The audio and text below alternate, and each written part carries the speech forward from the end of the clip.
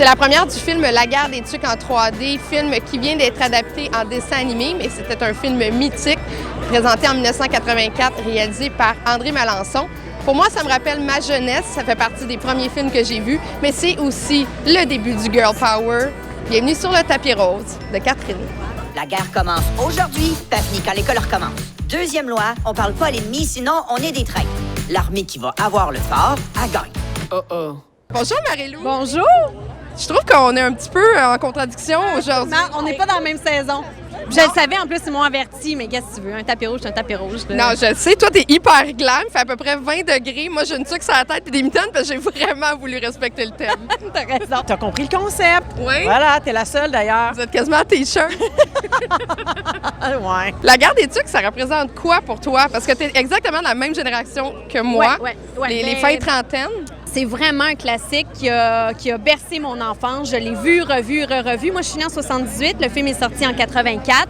Alors, j'avais vraiment l'âge. Je connaissais pas mal de répliques par cœur. Fait que c'était un honneur pour moi qu'on me fasse passer une audition pour faire partie de la version 3D de ce film-là. Comment tu réagis quand on t'a demandé d'incarner Sophie? Et j'avais un petit stress supplémentaire parce que je l'entendais, la Sophie initiale.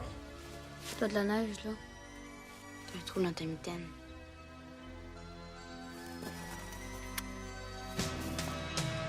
Fait que quand j'ai eu le rôle, je fais oh, mon Dieu, les répliques classiques, faut pas que je les rate. Fait que c'était de trouver ma couleur tout en respectant l'énergie de la Sophie initiale. Quoi? Vous le connaissiez, le plan? Vous le trouviez super? Oui, mais nous, on est juste des petits-enfants. C'est toi, la grande sœur. T'es là pour pas qu'on se mette dans le trouble. Bon, c'est assez.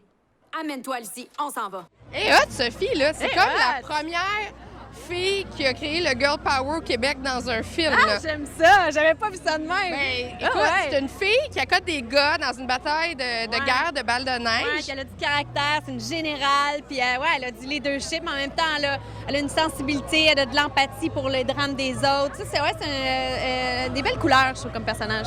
Est-ce que tu trouves que la guerre des tucs, c'était comme un des premiers modèles où on voyait les gars et les filles sur le même pied d'égalité? Oh mon Dieu, c'est bien une grosse question, ça. Roch Demers, c'était ça sa qualité, c'est qu'il voulait montrer les grands enjeux de société, dont l'égalité homme-femme. Ça a toujours fait partie de sa façon de penser puis de tous les films qu'il a fait. Les filles sont très, très hot, sont très débrouillardes. Ils prennent autant de place que les gars dans ce film-là, même si elles sont moins nombreuses. Fait que peut-être que oui, en effet. Jusqu'à quel point tu trouves ça important d'avoir des rôles féminins forts comme ça quand on est jeune? Tu sais, t'as déjà doublé Barbie aussi. T'es vraiment allé d'un extrême à l'autre. Qu'est-ce que c'est contre Barbie? J'ai rien contre Barbie.